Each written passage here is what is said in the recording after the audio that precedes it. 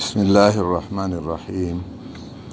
میں محمد ابراہیم ابن فلک شیر مرحوم، جسے جماعت اسلامی خیبر پختونخوا کا امیر مقرر کیا گیا ہے، اللہ رب العالمین کو گواہ کر کے اقرار کرتا ہوں کہ میں اللہ اور اس کے رسول صلی اللہ علیہ وسلم کی اطاعت و وفاداری کو ہر چیز پر مقدم رکھوں گا۔ جماعت اسلامی کے نصب العین کی دل و جان سے خدمت کو اپنا اولین فرض سمجھوں گا۔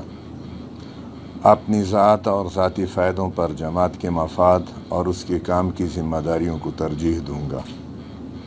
ارکان جماعت کے درمیان ہمیشہ عدل و دیانت سے حکم کروں گا۔ جماعت کی جو امانتیں میرے سپرد کی جائیں گی، ان کی اور نظام جماعت کی پوری حفاظت کروں گا اور جماعت کے دستور کا پابند اور وفادار رہوں گا۔ اللہ تعالیٰ مجھے اس عہد کو وفا کرنے کی توفیق عطا فرمائے، آمین۔